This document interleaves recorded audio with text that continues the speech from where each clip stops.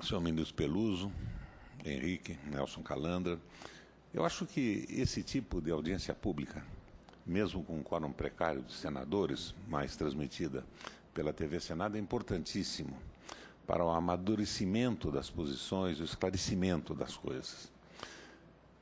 Eu acho o projeto do recurso extraordinário excelente.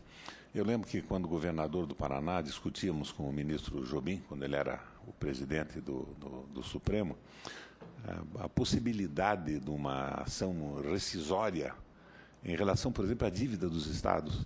Às vezes, consolidadas por chicanas em tribunais mal organizados e que tornavam a adimplência dos estados brasileiros absolutamente impossíveis, com dívidas impagáveis, absurdas. Então, nós temos que discutir para que a sociedade, a comunidade jurídica entenda esse processo e passe a aceitar soluções. Eu acho que a coisa realmente está muito complicada na prestação da jurisdição do direito no Brasil. Eu lembro, ministro Peluso, que quando eu assumi o Paraná, eu consegui descobrir que o presidente da Copel, que era secretário de Estado ao mesmo tempo, havia feito uma negociata de pagar indevidamente, à época, 147 milhões de reais. E essas gravações, inclusive, caíram na mão da Rede Globo e foram para o Fantástico. O dinheiro foi parcelado e mandado para empresas inexistentes no SEASA do Rio de Janeiro, aquele SEASA lá da Zona Sul. Eu fiz a denúncia, os VTs foram distribuídos pela mídia, todo mundo tinha conhecimento, o doleiro era conhecido, estava filmado. Até hoje, tem 20 anos, não foram citados ainda os ladrões, porque há uma discussão sobre qual é o foro apropriado. Não foram citados. Esses 147 milhões, hoje daria aí qualquer coisa perto de bilhão e pouco. Então, essas coisas realmente não andam. E aquela ideia do ministro Jobim das rescisórias, ela não prosperou mais. E seria interessante que nós, inclusive, senadora Luiz, na linha do seu bom projeto, pensássemos em prosseguir com aquelas tratativas, aqueles exames, inclusive trazendo o Jobim informalmente para a gente formular um projeto. Agora, eu queria aproveitar a presença do presidente da AMB e do ministro Peluso para perguntar aos dois o que eles acham de um projeto que eu apresentei sobre o Supremo Tribunal Federal. Discuti com alguns ministros do Supremo.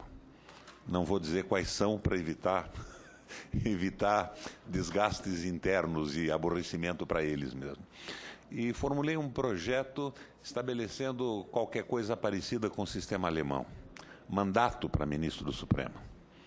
Eu propus mandato de 8 anos. Uma maneira de colocar um bode na sala. E, pessoalmente, eu acho que nós devíamos ir para a linha do direito alemão, de 12 anos. Impedindo que um presidente da República elegesse mais do que um terço, indicasse mais do que um terço dos ministros durante o seu mandato. Talvez até nós pudéssemos transformar esta visão não de um presidente, mas de um partido no poder. Se houvesse a reeleição na mão do mesmo partido, não estaria o presidente impedido de nomear mais do que 4 dos 11. E esse projeto está aqui no Senado meio dormindo. E dormindo com ele um outro projeto que estabelece um sistema parecido com o norte-americano da sabatina e da aprovação de ministros do Supremo e de autoridades públicas, abrindo para a internet, inspirado mesmo na escolha dos ministros do Supremo dos Estados Unidos, também devidamente engavetado. Dormiu sem relator durante 1 ano. Outro dia eu dei um estrilo no plenário, nomearam um relator, e logo o relator teria que ser o nosso inefável e glorioso Romero Jucá. E eu vou passar a cobrar no plenário o relatório. Os relatórios aqui, doutor Henrique, eles têm 30 dias para serem apresentados. Senão, a mesa da comissão, a presidência, deve mudar o relator. Mas eles são sistematicamente engavetados. E dentro dessa visão de revisão de coisas que atrapalham o judiciário brasileiro, essas duas propostas devem ser analisadas ainda esse ano. Eu gostaria de saber a opinião dos nossos dois palestristas, fundamentalmente, sobre esses dois projetos. A abertura da sabatina, a moda americana, com abertura para a internet, para a manifestação da sociedade, e o mandato dos ministros do Supremo Tribunal Federal. Vossa Excelência, como eu, é célere na produção dos seus pareceres. Nós não nos enquadramos. Nós não estamos aqui para brincar, não é? Nessa regra geral. E muito menos para engavetar. Ministro Peluso. Agradeço, senador Requião, as suas palavras.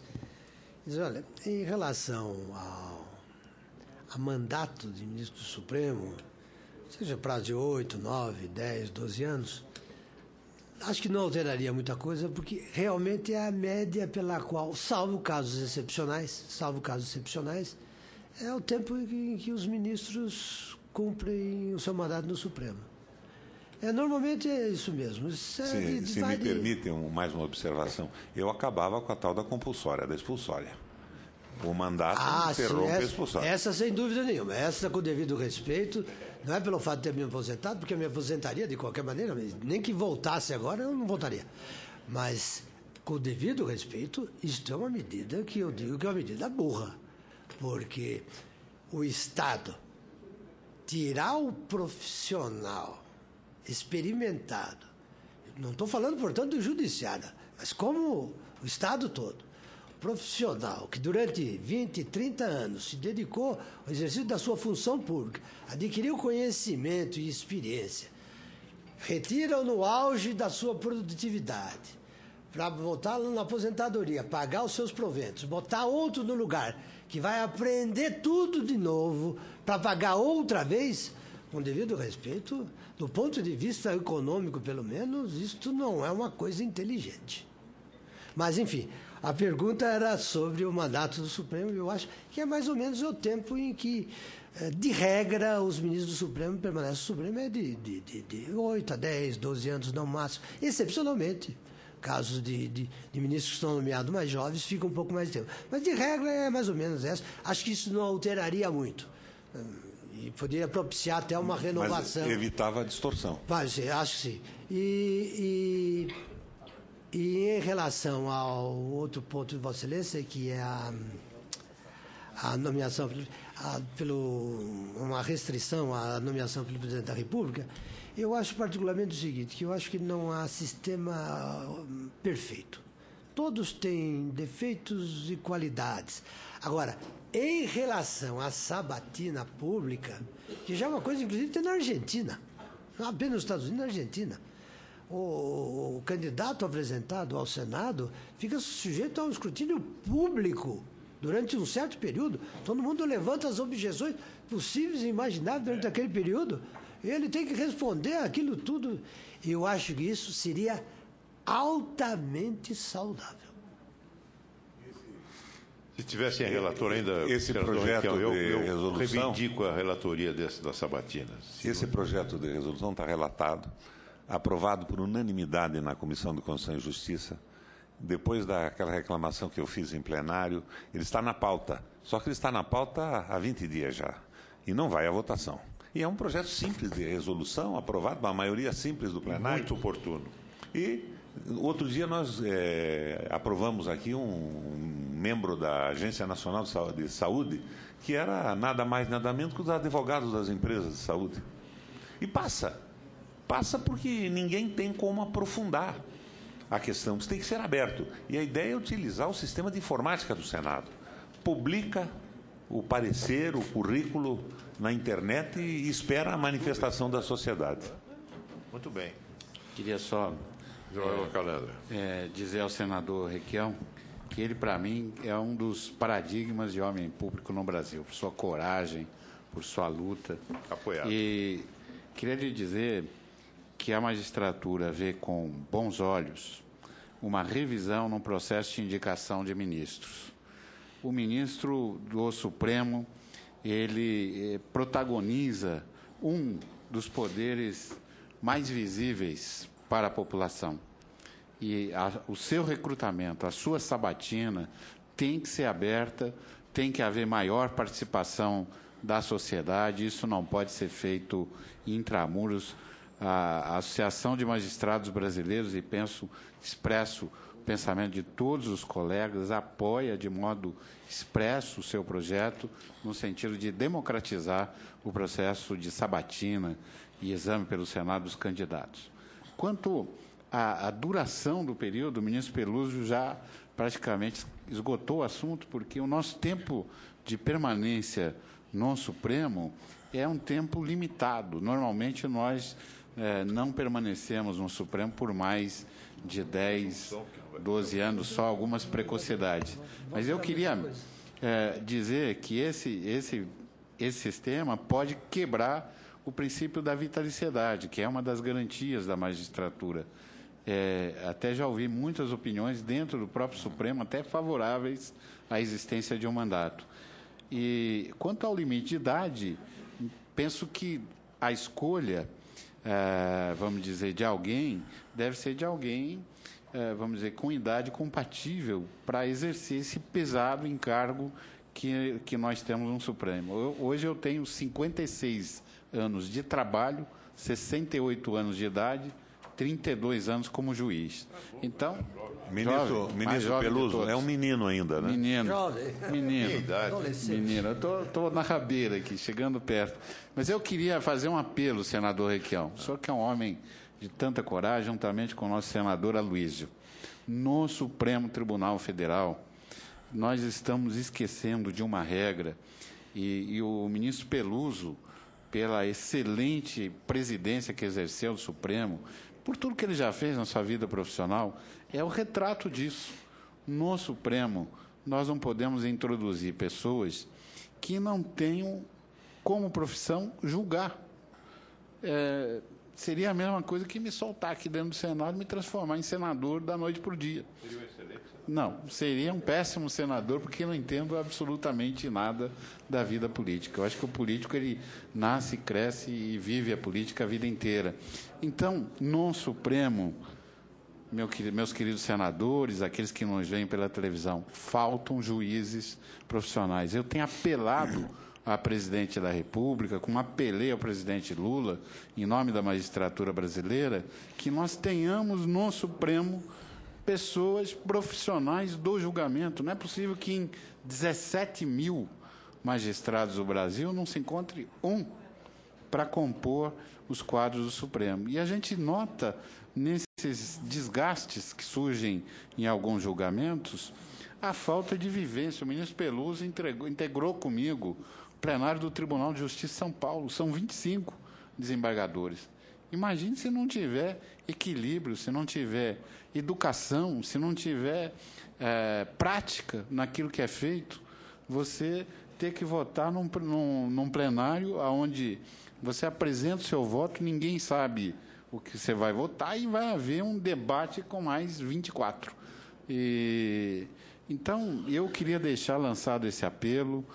Nós temos que ter um número significativo de magistrados no Supremo, e o ministro César Peluso é o exemplo mais evidente que juiz no Supremo dá certo. Aloysio, só se me permite, para colocar algumas inquietações da observação de um advogado que há algum tempo já não advoga, porque me transformei num ator político, né? Me preocupa muito na questão do Supremo, ministro Peluso, as decisões monocráticas. O Supremo acaba não sendo um colegiado para tudo. É decisão monocrática acima de decisão monocrática. E outra coisa são os tais pedidos de vista. Imaginemos uma Câmara com 5 pessoas. 3 votam pela condenação de um réu. 1 vota contra. 3-1. Se o presidente resolver votar, fica 3-2, está condenado. Mas em cima daquele princípio de que o juiz pode mudar o seu voto até o fim do julgamento, o presidente, por exemplo, pede vistas e não tem prazo para devolver. E o prazo da devolução pode ser o prazo da prescrição. Como é que se regulamenta isso? Tem que ser pelo regimento interno do próprio Supremo Tribunal, no caso. Nós temos alguns casos conhecidos de coisas semelhantes, e eu não estou dizendo que as vistas foram engavetadas propositadamente, às vezes até por falta de tempo, acúmulo de serviço, mas acaba caindo na prescrição. Ministro Peluso, por favor. Não, eu só queria agradecer a atenção de todos, Vossa Excelência, do senador Ferraço, do senador Requião. Quer dizer que realmente nós temos aí alguns problemas que eu acho que decorrem do sistema. Aliás, o excesso de decisões monocráticas decorreu exatamente, ou decorre exatamente, porque continua vigente como tal, do fato de o Supremo ter um volume de recursos tais que o colegiado não pode, como tal, apreciar. Então tem que delegar para as decisões monocráticas, que é uma forma de tentar resolver com certa celeridade aquilo que devia ser realmente rápido em termos de decisões colegiadas. Muito bem. Ministro, eu quero mais uma vez agradecer a sua presença aqui entre nós. Foi um privilégio revê-lo depois de algum tempo que Vossa Excelência se ausenta de Brasília, aliás, é uma pena. E agradecer mais uma vez a sua contribuição. Nós vamos agora, esgotada a fase de instrução, com essa audiência pública requerida pelo senador Dornelles, o presidente Vital do Rego deve agora programar a deliberação da comissão sobre essa proposta de emenda constitucional. Quero agradecer também mais uma vez, desembargador Calanda, a sua presença, a sua solidariedade e as suas luzes, sempre colaborando com a nossa comissão e com o Senado. Muito obrigado, está encerrada a sessão.